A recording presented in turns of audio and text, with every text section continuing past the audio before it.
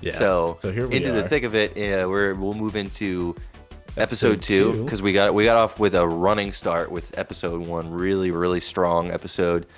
So episode 2, we're now told for not that we have known for a couple of years at this point for sure, but now we know we're seeing with our own eyes that Hopper's still alive.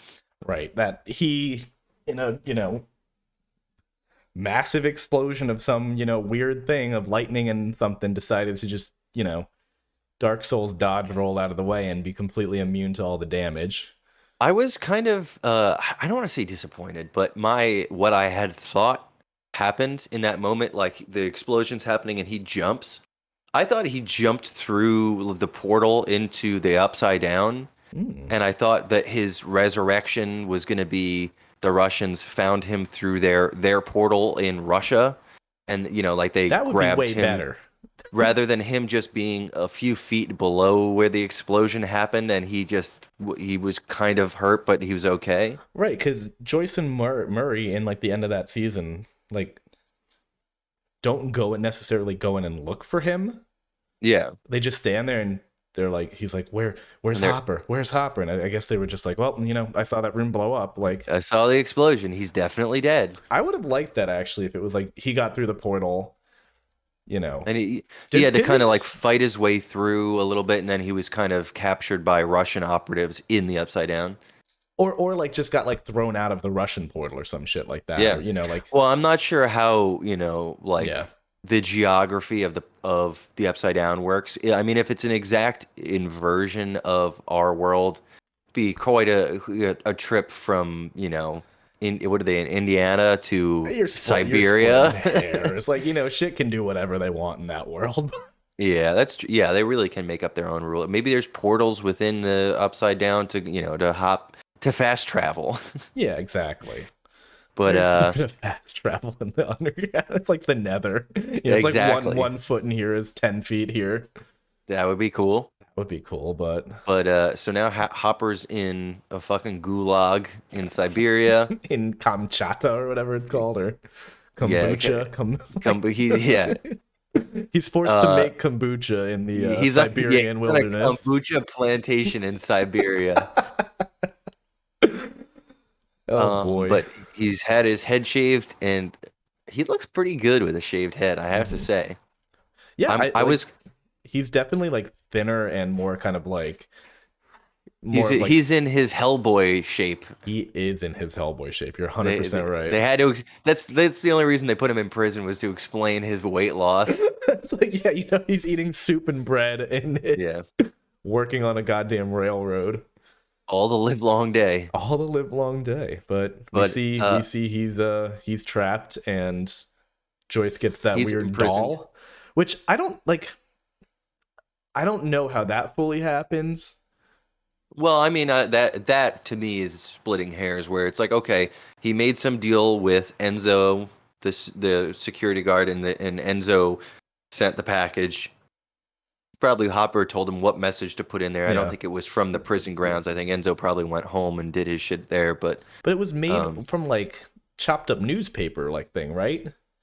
yeah, Which I thought I thought I he was think going it's to just be more in, of a security measure. So if Yeah. it got intercepted by the KGB or something, it's not his handwriting. right. But Yeah. oh, the reintroduction of Murray when they're smashing the doll, which I thought it was like, why did you need a whole like pulley system No, to do it? I instantly I was like, oh, she's worried about a bomb. It's like he knew he thinks it's Fair gonna enough. blow up. But I almost thought like Hopper was gonna be in like making like Russian toys in a factory, and he like That snuck would be that cool. in the doll. And I was Yeah. like, they just have him doing like He's forced working at Santa's toy- factory Yeah, literally. in but- Siberia. That's where it is, Yeah, So- Saint Niklaus. Nikolaus. So Um, we learn about Enzo, and we learn that basically if they pay him $40,000, then Which- we can. How much is that in inflationary? I have an inflation calculator on my phone. Do you use it So- frequently? I use it for when I get into arguments with my dad about like the economy, and I'm like, well, here's what an education in 1980 cost. So What day- $40,000. When is in there? When is that actually? 1986. It's 86. Yeah. That's over $100,000. Where the fuck is Joyce getting $100,000 She said from? she had it from like it might be from Hopper's pension or like his like life insurance or something like that. I think they say something to that effect. Okay, Which fair now enough. is fraud because he's not Yeah, dead. But I just also love add it to the list. I love that they had no problem going to the bank, taking out what is the equivalent of $100,000, putting it in a duffel bag, getting on a plane with it, and then when she's on the plane, like it comes unzipped a bit, and she's like, "Oh shit!" and she has to like Pre 9/11, pre baby. 9/11 is There's no rules back then. Also like that they were like smoking on the plane and everything. It was a Yes, nice they little. made a point of that. Oh yeah, good, but Yeah, that's what I recently saw a snippet of an interview with Millie Bobby Brown where they're talking about how much the production team how much care they put into making everything period accurate, and like all the costumes and everything are actual articles of clothing from the 80s. It's oh, like they're not not like recreation. reproduction. No. And Oh like the mall, one note that I saw from the previous season was the mall. Now if you go to the Gap, it's just Gap. yeah, And in the 86 it was called The Gap. So it's like all the stores were period appropriate and that and they shit. had classic Coke. I remember that. I saw Yeah. that as like one of the things. Yeah. So yeah, the reason I bring that up is because the airplane, the details on the airplane, I'm sure are I think the helicopter that they use is a period, it's like a period helicopter. So they had not only had to find and one that exists, but one that still operates. I'm pretty sure like that I would be terrified to fly Yeah, that that'd be way. scary. It's But literally that's at what, this point, 40 years old, yeah. and you're trusting that to work, but But oh, what I was gonna say was Murray's reintroduction where they're on the phone and Joyce is doing the thing and he's like getting in the bathtub. icing his nuts basically. Yeah. Like yeah. I love how he's like taking karate lessons and shit. He's like, I'm a black belt now. It's so good. Brett Gelman is just amazing in the weirdo role. It's hysterical because in every show that he's in and everything he's in, he plays this exact role, like the neurotic, like overconfident Jew, pretty much. Like, well, that's what he does, and it's like Have you seen The Lemon? I did. I watched that with my parents actually. Oh, why would you ever do that? Because when I was home one time, I was like, Brett Gelman. I was like, this is gonna be funny, and it's like, The most painfully awkward and I was like, I'm thing. loving it because I love Brett Gelman and I know what the hell he's doing. And my parents were like, this is such a bad movie. Where is Oh, this? Oh, it's just called Lemon. Lemon. Yeah. And also starring Michael Cera and Judy Greer. Oh yeah, I definitely recommend watching it if you want to feel intense, secondhand awkward anxiety for anyone. Oh, it's like you might need to pause it and like step outside and Step away. have a cigarette and come back. Like, oh, but I think right off the bat, like in the first one of the first scenes, he's a grown man who wets the bed. yeah, it's just like Anyway, we do digress. we do digress. So now Mike is visiting the Byers is out in California. Yeah, and Boy, is he lanky. he is lanky, and I love that. Like Argyle sees his shirt, and he's like, like, oh, is that like an Ocean Pacific? And he's like, what the fuck are you talking about? And he's like, nah, it's a shitty knockoff, man. And it's just like it's such a further like encapsulation of that character and of that personality of that like individual. Yep. It's like they write these characters super stereotypically when they're ancillary characters like that, and it's hysterical. Like it works. Yeah. Like I don't need them to be more than what they are at that point. Like they are just a fun plot device. I think Murray is like the perfect in between of the ancillary character who's a trope and somebody who's important and has depth. He's like the perfect like right down the dead center of those two poles. Oh yeah, and I think his balance with Joyce of both of them being like highly neurotic people, but her being like much more timid and him being much more like braggadocious than. But him also, Joyce being like logical and him be like him trying the craziest shit and it working every time. Yeah, like they're a great pair. Like They they are. play off each other so well, and it genuinely looks like, because I mean Brett Gelman comes from comedy and Hmm. improv and everything like that, and I doubt that they did like a lot of improv. Some of his lines feel a little improv-y, or like that he contributed to the writing of them in the scene or something like that.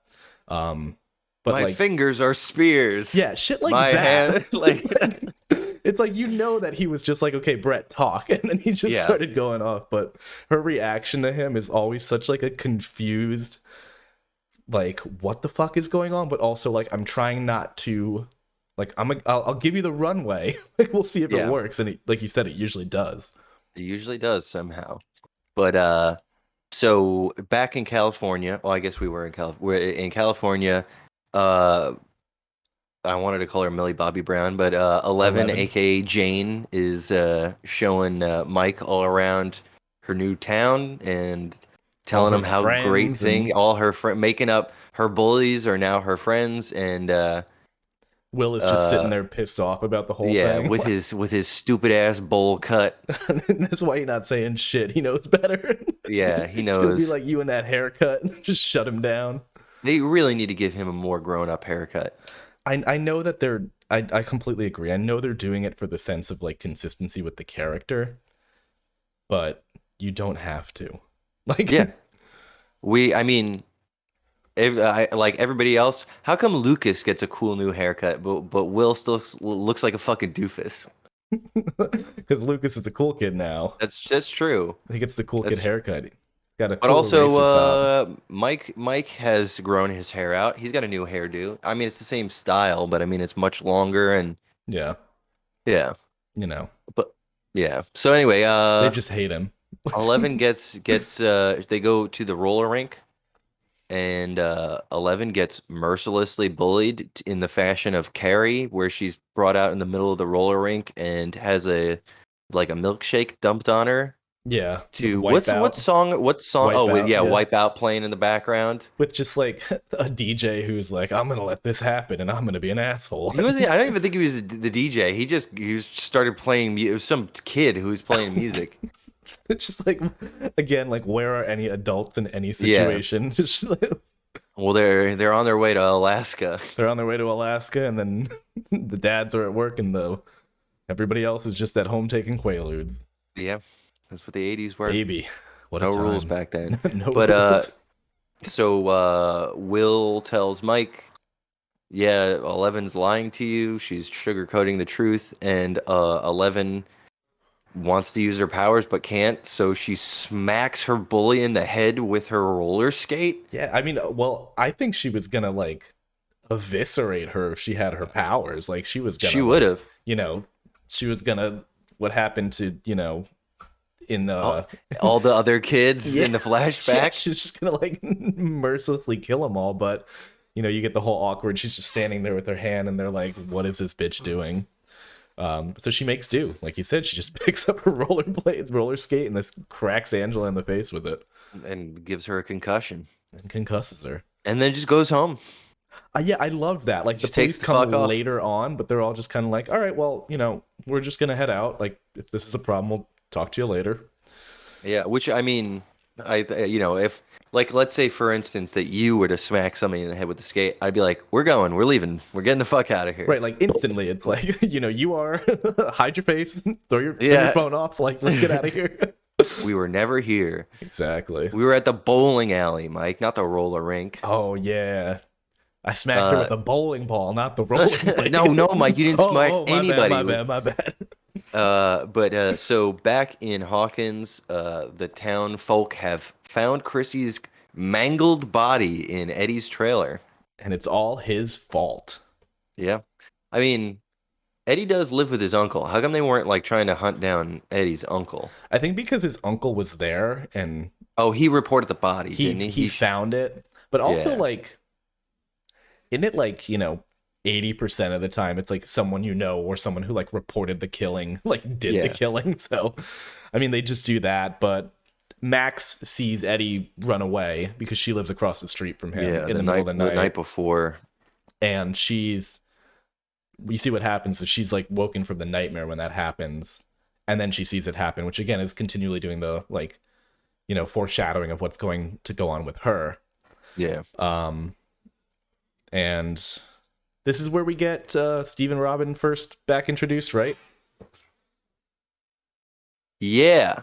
Right? Or like if they might have been before, it was very tangential. Like this is their actual like proper conversations and like They're working at the characters video again. store. Yeah. So their friendship is fucking awesome. I love their chemistry. They're great together. Yeah, I Robin's a great ad. She was last season, right? Is when she just Yeah. yeah. She's fantastic. I love that like there's no romantic element or anything between them, and which is obviously, platonic with a capital P, they say like so many times, and it's like Yeah. it works so well. You don't need to have everybody who's a male or a female or like, two individuals don't need to always have, some bullshit romantic trope Yeah. between them. Yeah. But I mean, like their comedy timing together, like they really have like a great synchronicity.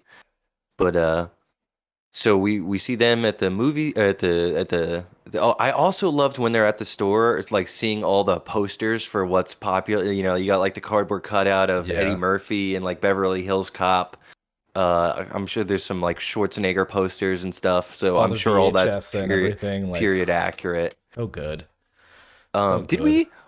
I mean, I don't know if I want to take a step backwards, but we didn't even touch on the D&D session in the last episode. Oh, right, right.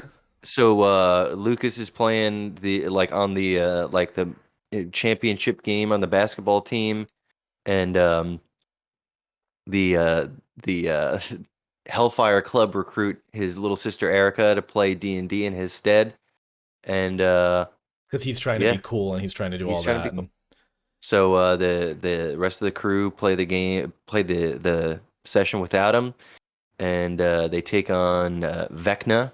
So would that be in this episode, or was this in episode one? that's episode one, because it's like, yeah, I think everything happens with that because Yeah, Chrissy cheers at the game, and then after cheering at the right. game, she goes to buy all the drugs and everything. So yeah, that's where we see Lucas kind of becomes the hero to the basketball team because he makes the winning Basket, yeah. basket. Though he makes the winning touchdown at the basketball game. Uh, The and so shootout. now he's the hero of the basketball team, and we meet Jason, who is like your classic '80s bully, or Yeah, your villain. real Aryan looking like Yeah, yeah. Like if he Christian were villain. born a few decades earlier, he would definitely be wearing a uniform. Um, but yeah, so now that Chrissy's body has been found, and we think it's your number one suspect is Eddie, who's now gone missing. Jason, Chrissy's boyfriend, blames it on satanic D&D players. Yeah, which is which For is alluded to in like the first episode, yeah, because you see yeah. There's like like D&D is news sweeping the broadcasts. nation about, Yeah. and it's just like literally the classic like, satanic panic. Yeah, that way I really enjoyed the commentary about the Satanic Panic, especially in this like heightened era that we're in right now. It almost feels like a commentary on like these. I don't want to say the witch hunt because that was overused, but you know what I mean. It's where it's like people othering, like using anything to other another group. Right. So that was cool. Shit doesn't change. It's just, 40 years later. And here we are again. We're right back at it. But But then so so this is, yeah, Nancy, we or this is where we get Jason kind of like, yeah, you see that he in the first episode is a great speaker, can rile people up. Like, like you get yeah, real blonde hair, blue eyed, like all yeah, that. yeah, But so you start to see that he becomes kind of like that typical character in most of these things, where it's like leading the charge. leading the charge, but also like, deeply entrenched in his morals and what he thinks is right and what is like the classic way. You Yeah. have him playing a lot of that character. Mm-hmm. Real Which, shitbag. a real shitbag, and they do a great job with it, because I like, it's very frustrating to watch him and very frustrating to listen to how he's talking about, like you said, with everything as a parallel currently, that Well, also watching the people around him react to him and get kind of like swept up in his rhetoric. fervor, yeah, like, Yeah. yeah, it's a little bit stressful. It's Yeah, great social in a good, commentary. yeah, Yeah, it's great, great, but great, great social commentary. and it's sad to see, you start to see Lucas kind of weighing what's more important, sticking with my friends or, falling in with this crowd. Right, because you get the you know, do I want to be somebody outside of this, outside of the evolution of who you are as a teenager and changing is Yeah. it's all like we said in the last talking about the last episode. It's very human in a realistic way Hmm. with very supernatural crazy things. Like the balance of that really makes it like palatable almost. Yeah. Yeah, you got to inject your high concept sci-fi with a little dose of reality. Yeah. But so as we have a lot of the town start to blame D&D, and Eddie, Nancy, and her, who's an editor at the newspaper, Yeah, he's just like a little Fred, little nerdy boy. He should be little getting twerpy bullied boy. more. No. Nancy and Fred go to investigate, and they're kind of scouting out. While major outlets are reporting, they're trying to pick up any of the scraps around the trailer park, and Nancy winds up talking with Eddie's uncle, and he gives some backstory into Victor Creel, who was allegedly a murderer back in the 50s 50s, I think with it was. Yeah, post World War with II. similar types of murders back in the day, and About body disfiguration and breakings yeah, and everything. I also really love that like Nancy is literally Nancy Drew, and they're just like yeah, decided to just flat out be like, this is what we're doing. Like we're yeah. not, making her anything different than that. Um, But while that's happening, Fred is now seeing. Well, when they first arrived on the scene, he started seeing some visions similar to what Chrissy was seeing, and then he just wanders out into the woods and gets himself murdered. yeah, it's the same thing. It's like when we're introduced to this character starting to have visions, they die in the same episode. Yeah. Um, But we learn later on that they've been seeing the visions, like progressively more and more for about, I think roughly 5 to 6 days is the timeline. yeah, I think it's like 5 days where they have the headaches or something like that, and then like the not being able to sleep and anxiety, and then I think it was within. I think Max is later on. It's like within 24 hours after seeing him, they died. Yeah. So it's like a super quick turnaround. Have Um, we even seen Vecna in his full form yet, or yeah, is he still we see kind of him in like? the very first episode because he Well, we only see him from behind, or do we see his face, his I ugly think mug? I think we see his mug, but I think it's cool to finally have an intelligent, kind of a villain with an agenda rather than just something that's just an evil force. This is somebody who's doing something for a reason, and people are being picked off purposefully. yeah, and I think how they said it, they say it later where it was like if the Demogorgon was a soldier, it's like Vecna is a general. So Yeah, you have that strategy, you have that intent, you have that like I mean, because he looks like a dude from like Attack on Titan, where it's just like they're stripped in that's just like a muscle suit basically. yeah. Um, and all of the like I want you to join me, and you deserve this, and you did that, and The voice is scary. it's And I think the part, obviously we're not yet there yet, but when he gets to, like he's in Max's head, who's just the Max. yeah. It's like fucking frightening. And she's running all around, and he's like, you Running up can't that hill. escape running up that hill. He's like, you can't escape me, Max, and you know But yeah, that's the first two episodes first two of episodes season I 4. it's I really it's this one, like where episode 1 came out like hard hitting. I think this one maintained the momentum really well, and like because you get a second death in like in two, Yeah, one episode dead, 2 episodes 2 dead. It's not that kind of thing where it's like like big thing, and then it's like I feel a yeah, lot of TV shows will be like, all right, now let's rewind and we're going to talk about some things getting to there, some things doing this, some with that, so it like instantly pulls the plug on the tension. yeah. But this whole season, and the more we'll talk about it in the more episodes, I think just does a great job at It also opens up a lot. This one opens up a lot of plot threads. I mean, they only have 7 episodes, you know, because they split it up Yeah, but into, it's like 10 hours worth of content. Like, yeah, but I mean, yeah, like they've opened up a lot of plot threads in this one to. I mean, we have what's going on with the Hawkins crew, what's going on with the California crew, what are Joyce and Murray doing? What, you know, like Nancy, you know, what about Jonathan and Maya Hawk, you know, like there's so many different things going on at what, you know, what's Hopper doing? So and you've given a lot uh, of the you've kicked off the character storylines, and you've given them things to do. yeah, everybody's being very proactive. Everybody's doing a great job. Yeah, They're doing good. we love it. We love But it. anyway, But that's episode 1 and 2. episode 1 and 2, and we'll be back for 3, 4, 5. Yeah, so check out the channel. Like, comment, Like and subscribe. subscribe. You know, we gotta say it. We gotta say it. Paddle yell. Can't do it. Can't do it. He yells at us. He yells at us. This is us sending the Russian Please. doll. Yeah. Help us. All right, y'all. What do you think happened to Danny? Exactly. All right. We'll be back with the next 3 episodes, right? Yes, sir. Yeah. All right. Take care, everyone. Bye.